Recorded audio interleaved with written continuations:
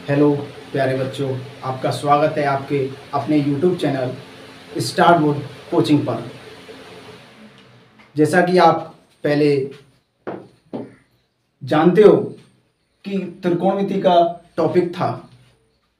जिन बच्चों ने पहली वीडियो नहीं देखी है वो अपनी पहली वीडियो देख लें, जिससे उनका बेसिक क्लियर हो जाए।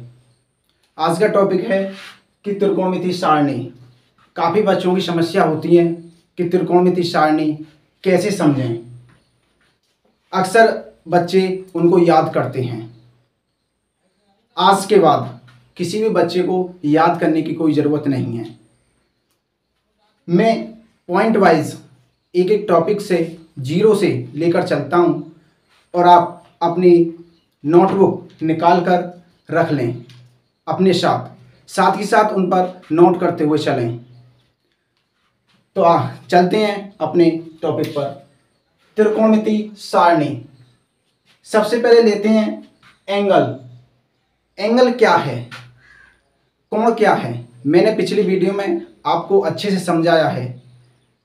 उस वीडियो को आप देखना जिससे आपका बेस क्लियर हो जाए। कितने कोण होते हैं त्रिकोणमिति में, क्रम वाइज समझते हैं। यहाँ पे मैं लिखता हूँ ट्रिक के साथ, आप समझोगे। सबसे पहले होता है साइन थीटा, फिर उसके बाद होता है कॉस थीटा, फिर टेन थीटा, कॉट थीटा और सेक थीटा। बाद में आता है कोसेक थीटा। ये 6 कोण होते हैं। सबसे पहले जीरो एंगल लेते हैं, फिर इसके बाद 30 अंश यानी 30 डिग्री का कोण,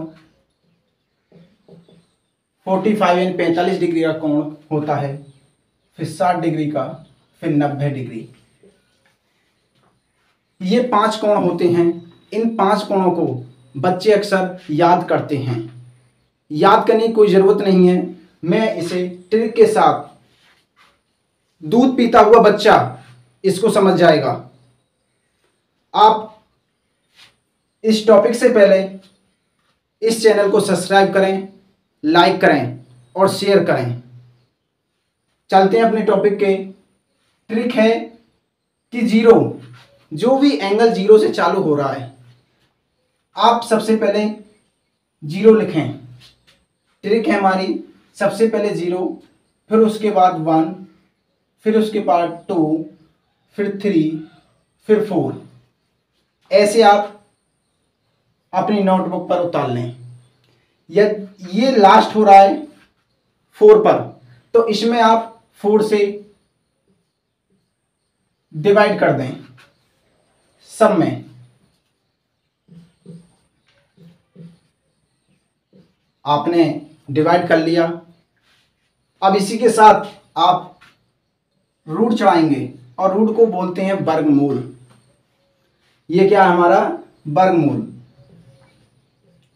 हमने सभी पर वर्गमूल चढ़ा दिया ऐसे।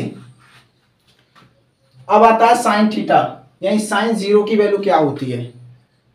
अब साइन जीरो किसी भी संख्या के नीचे, मानो जीरो है यहाँ पे और इसके नीचे कोई भी नंबर है, कोई भी डिजिट है, तो उसकी वैल्यू क्या होती है, जीरो होती है। और जीरो का अंडर रूट यानी कि जीरो का वर्गमूल क्या होता है, जीरो ही होता है। तो साइन जीरो की वैल्यू जीरो होगी। ऐसे ही आगे चलते हैं। 4 का वर्गमूल क्या होता है, यदि हम इसमें मल्टीप्लाई करें 2 × 2, तो इसका आप वर्गमूल कैसे निकालते हैं। मैंने पिछली वीडियो में बताया है कि वर्गमूल फैक्टराइजेशन यानी जैसे एलसीएम और एचसीएफ निकालते हैं, ऐसे इस एक फैक्टराइजेशन मेथड होता है। उसके साथ इसे 2 से काटो, 2 × 2 = 4 और 2 × 1 = 2। पेयर होते हैं, 2 का पेयर आया। इसका वर्ग क्या है, 1 का वर्ग 1 होता है और 4 का 2। तो साइन 30 की वैल्यू कितनी आई, 1.2। इसी के साथ ये हमारा 45 का है 2/4 अंडर रूट में, 2 1 जा 2, 2 2 जा 4, क्या आया 1/√2। तो साइन 45 की वैल्यू कितनी आई 1/√2। अब आता है साइन 60 की वैल्यू अंडर रूट 3 की वैल्यू अंडर रूट 3 ही रहती है। और अभी मैंने बताया है कि अंडर रूट 4 की वैल्यू कितनी होती है 2, और ये 4 से 4 कट जाएगा, क्या बचेगा 1, और 1 का अंडर रूट क्या होता है 1 होता है। हमने ये साइन थीटा की वैल्यू निकालनी, यानी साइन 0, साइन 30, साइन 45 और साइन 60 और साइन 90 की वैल्यू हम निकाल लें। अब इसी के साथ कॉस थीटा की वैल्यू निकालते हैं।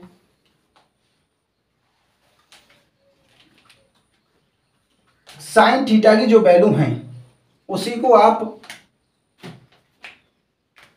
उल्टा लिख दो, यानी कि इधर से इधर, यानी साइन 90 की वैल्यू जो है, साइन 90 की वैल्यू ये कॉस 0 की वैल्यू हो जाएगी ऐसे, और जो साइन 60 की वैल्यू है वो साइन कॉस 30 की वैल्यू हो जाएगी। साइन 60 की वैल्यू कॉस 30 की वैल्यू हो जाएगी अंडर रूट 3/2 ऐसे। अब आता है 45, साइन 45 कॉस 45 की वैल्यू सेम होती है, हम उल्टा लिख रहे हैं ऐसे, और ऐसे ही कॉस 60 तो साइन 30 की वैल्यू, और साइन 0 तो कॉस 90 की वैल्यू। ऐसे ही हमने ये उल्टा लिख दिया, यानी साइन की जो वैल्यू है उसको हमने कॉस में उल्टा करके लिख दिया ऐसे। अब इसी के साथ साइन और कॉस की आप वैल्यू देखना और याद करना ट्रिक के साथ। अब आता है टेन थीटा में साइन थीटा और कॉस थीटा कॉम्बिनेशन होता है। मैंने बताया था कि टेन थीटा इक्वल टू होता है कि साइन थीटा बटे कॉस थीटा, ये कॉम्बिनेशन होता है, ये एक फॉर्मूला है। इसी के साथ हम टेन थीटा की वैल्यू निकाल सकते हैं आसानी से। साइन थीटा की वैल्यू क्या है, साइन थीटा यानी साइन 0 की वैल्यू क्या है 0, और कॉस 0 की वैल्यू क्या है 1। तो इसी के साथ हम साइन 0 की वैल्यू निकालते हैं, टेन 0 की वैल्यू निकालते हैं, तो साइन 0/कॉस 0। साइन 0 की वैल्यू क्या है, साइन 0 की वैल्यू 0 है और कॉस 0 की वैल्यू 1 है, तो क्या आएगा 0। किसी भी नंबर के ऊपर यदि 0 लिखी होती है तो उसका मान क्या होता है 0। तो टेन 0 की वैल्यू कितनी आई, टेन 0 एंगल बोलते हैं एक कोण, टेन 0 एंगल की वैल्यू कितनी आई 0। इसी के साथ टेन 30 की वैल्यू, ऐसे ही हम टेन 30 की वैल्यू निकालते हैं कि साइन 30 और बटे कॉस 30। आप देख रहे हो कि साइन 30 की वैल्यू क्या है 1/2 और कॉस 30 की वैल्यू क्या है अंडर रूट 3/2। अब इसको हम कैसे लिखें, ये जो सबसे लास्ट वाला नंबर है ये मल्टीप्लाई में ऊपर पहुंच जाएगा ऐसे, ये मल्टीप्लाई में पहुंचता है, और ये जो है ये मल्टीप्लाई में यानी डिनोमिनेटर हर में पहुंच जाता है, लास्ट वाला न्यूमरेटर, और यानी कि इसे बोलते हैं अंश, और ये डिनोमिनेटर में यानी हर में पहुंच जाता है। तो क्या आया 1/2 मल्टीप्लाई 2/√3, तो 2/2 2 से 2 कट जाएगा, क्या बचेगा 1/√3। इसी के साथ टेन 30 की वैल्यू क्या आएगी 1/√3। ऐसे ही आप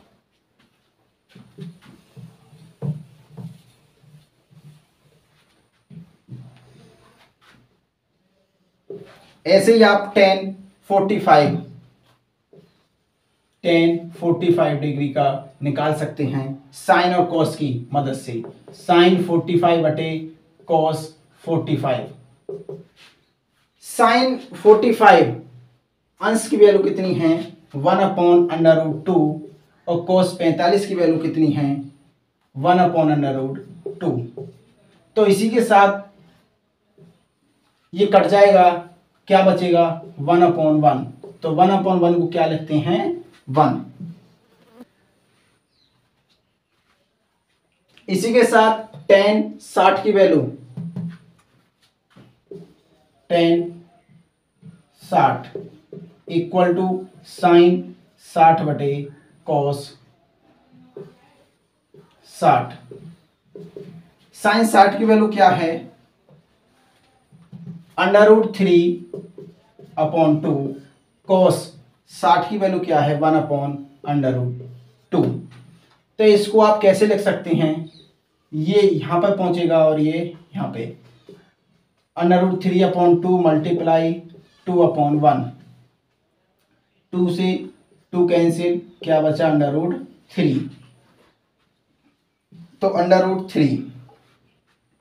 इसी के साथ आप tan 90 की वैल्यू tan 90, इसे ध्यान से देखना क्योंकि इसमें अक्सर बच्चे कंफ्यूजिंग हो जाते हैं कि क्या लिखें। जो भी मैं बात इसे बताने जा रहा हूं tan 90 की वैल्यू, इसमें काफी बच्चे कंफ्यूज हो जाते हैं कि अब क्या आएगा। तो ध्यान से देखें कि tan 90 की वैल्यू क्या है कि साइन 90 अपॉन कॉस 90। साइन 90 की वैल्यू क्या है, साइन 90 की वैल्यू 1 है और कॉस 90 की वैल्यू क्या है 0। तो अक्सर बच्चे इसको 0 मान लेते हैं या 1 लिख लेते हैं, जबकि ये क्या है, इनकी वैल्यू जो इस फॉर्म में हो, किसी भी डिजिट के नीचे, किसी भी नंबर के नीचे यदि 0 लिखा हुआ है तो उसका मान क्या होता है इन्फिनेटिव, जिसे आप अपरिभाषित बोलते हो।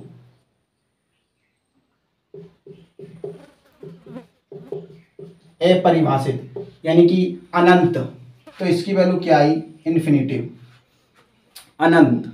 ये ध्यान रखने बातें हैं, यानी 1/0। 1/0 की वैल्यू क्या है अपरिभाषित, जिसे ज्ञात ही नहीं किया जा सकता, वो इन्फिनेटिव है। हम इसे इन्फिनिट से प्रदर्शित करते हैं। इसी के साथ आता है कि cot 0, cos 30, cot 45 और cot 90 की वैल्यू क्या होंगी। तो इसी का कॉम्बिनेशन है कि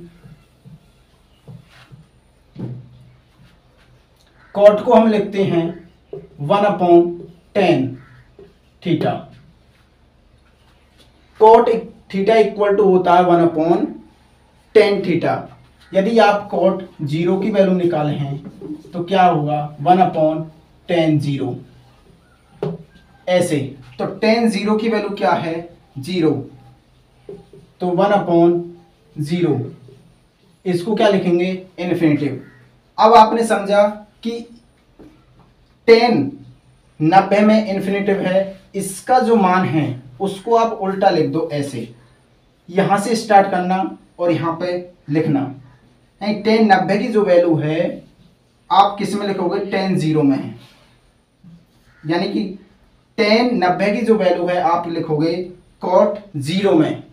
tan 90 की वैल्यू इसे उठाकर ऐसे उल्टा करके लिखना, ऐसे देखो cot 0 1/tan 0। तो 1/tan 0 की वैल्यू क्या है 0, तो इसको आप क्या लिखते हैं 1/0। 1/0 क्या है इन्फिनेटिव। cot 0 की वैल्यू क्या आई इन्फिनेटिव। ऐसे ही आप cot 30, तो 1/tan 30। तो tan 30 की वैल्यू क्या है 1/√3। तो √3 कहां पे पहुंचेगी यहां पर मल्टीप्लाई में। अक्सर बच्चे इसे ऐड कर देते हैं या डिवाइड कर देते हैं या घटा देते हैं, पर ऐसा नहीं है। ये जो वैल्यू पहुंचती है ये मल्टीप्लाई में पहुंचती है। तो √3 1 √3। अब इसी के साथ आप दूसरी विधि भी लगा सकते हैं। मैं समझाता हूं आपको कि cot 45 को आप कैसे लिख सकते हैं। इसका भी एक कॉम्बिनेशन है, जैसे tan थीटा इक्वल टू होता है साइन थीटा बटे कॉस थीटा, तो इसका भी एक कॉम्बिनेशन है cot theta equal to cos theta बटे साइन थीटा। ऐसे ही cot 45 इक्वल टू क्या होता 1/tan 45, और tan 45 की वैल्यू क्या है 1/1। tan 45 की वैल्यू है 1 और 1/1 को क्या लिखते हैं 1।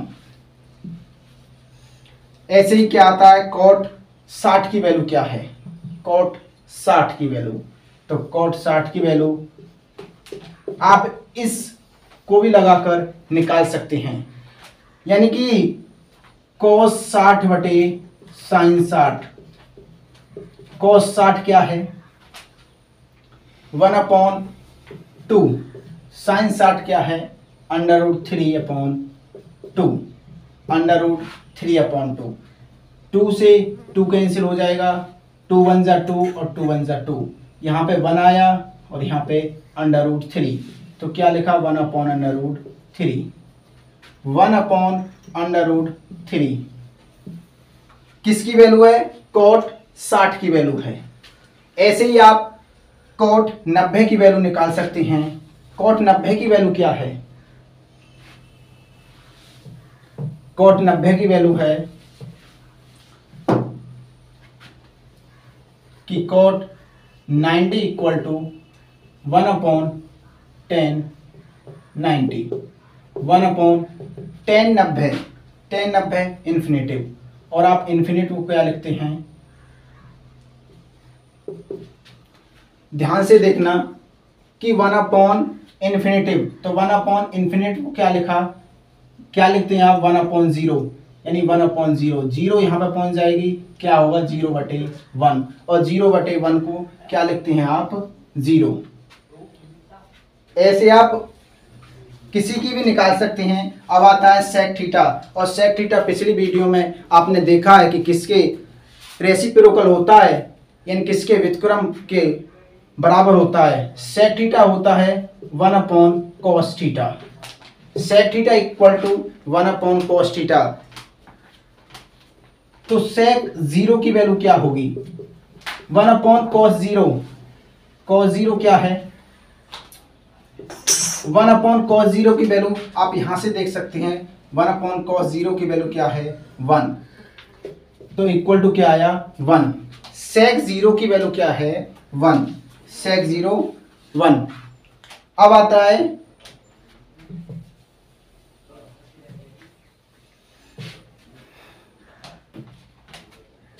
sec 30, sec 30 की वैल्यू कैसे निकालते हैं, sec 30 इक्वल टू 1/cos 30। तो प्यारे बच्चों, इस चैनल को आप सब्सक्राइब करना, लाइक करना और शेयर करना न भूलें। आप ध्यान से इस टॉपिक को पढ़ें और अपनी नोटबुक पर इसे सारणी को नोट करें कि आगे भविष्य में किसी भी सब्जेक्ट में इनका बड़ा ही योगदान है। मैथ ले लो या फिजिक्स ले लो, फिजिक्स में ही इसका काफ़ी योगदान है। अक्सर ऊंची ऊंची इमारतों को और ऊंची ऊंची बिल्डिंगों को, जैसे माउंटेन हुआ, पहाड़ हुए, यानी कि उनकी लंबाई और चौड़ाई को ज्ञात करने के लिए आप इन एंगलों का प्रयोग करते हैं। मैंने पिछली वीडियो में काफ़ी कुछ बात बताई थी। जिन बच्चों ने वो वीडियो नहीं देखी हैं उन वीडियो को देख लें। जीरो यानी कि मानो जैसे जीरो से चलते हैं, ऐसे हर वीडियो में जीरो के साथ चला जा रहा है। जो भी टॉपिक हैं पॉइंट वाइज, टॉपिक वाइज आपको पढ़ाया जा रहा है, तो आप इनको ध्यान से देखें और याद करें। अब आता है कि sec 30, sec 30 क्या है, यानी cos 30, cos 30 की जो वैल्यू है कॉस 30 की वैल्यू क्या है, √3/2। तो √3/2 मैंने बताया है कि 2 को आप ऊपर ले जाओ मल्टीप्लाई में, तो 2/√3, 2/√3 सेक 30 की वैल्यू हो गई। सेक 45 क्या है, सेक 45 इक्वल टू 1/cos 45। cos 45 की वैल्यू क्या है, cos 45 1/√2। इस 2 को आप ऊपर ले जाओगे तो √2 बचेगा। तो क्या आया, सेक 30 की वैल्यू √2। इसी के साथ आता है कि सेक 60 की वैल्यू क्या है, सेक 16। सेक 16 क्या है, 1/cos 16। cos 16 की वैल्यू क्या है, 1/2। और 2 को आप ऊपर ले जाते हैं मल्टीप्लाई में। इसे आप जब ऊपर ले जाओगे तो ये मल्टीप्लाई में जाएगा। जब मल्टीप्लाई में करोगे तो 2 1 जा 2 होता है और अपन में 1, और 1 को हम लिखते नहीं है, क्या लिखते हैं, 2। हमने सेक 60 की वैल्यू क्या आई, 2। इसी के साथ सेक 90। तो सेक 90 क्या होता है, सेक 90 इक्वल टू 1/cos 90। और cos 90 की वैल्यू क्या है, cos 90 की वैल्यू 0। और आप समझ चुके हैं कि 1/0 को क्या लिखते हैं, इन्फिनिटिव, यानी कि अनंत, अपरिभाषित। इसको लिखते हैं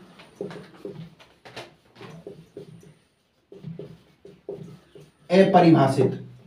जिसको ज्ञात नहीं किया जा सके वो क्या है, अपरिभाषित। इसी के साथ cos थीटा, कोसेक थीटा क्या है,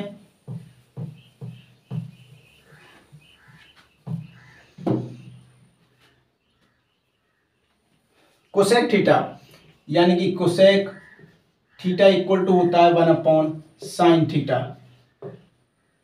कोसेक 0 की वैल्यू, कोसेक 0 की वैल्यू क्या है, कोसेक 0 इक्वल टू 1/sin 0। और sin 0 की वैल्यू क्या है, 0। तो आप क्या लिखोगे, 1/sin 0 यानी 0। इसकी वैल्यू क्या है, इन्फिनिटिव। क्या है इसकी वैल्यू, इन्फिनिटिव। ऐसे ही आप आसानी से निकाल सकते हैं कि cos 30, कोसेक 30 की वैल्यू क्या है, 1/sin 30। sin 30 1/2, यानी कि 1/2। इसको आप मल्टीप्लाई में ऊपर ले जाए तो क्या आया, 2/1। और 1 को हम लिखते नहीं है, क्या आया, 2। ऐसे ही कोसेक 45 की वैल्यू क्या है, कोसेक 45, कोसेक 45 इक्वल टू होता है 1/sin 45। और sin 45 की वैल्यू क्या है, sin 45 क्या है, 1/√2। √2 को आप ऊपर ले गए, क्या आया, √2/1। तो √2।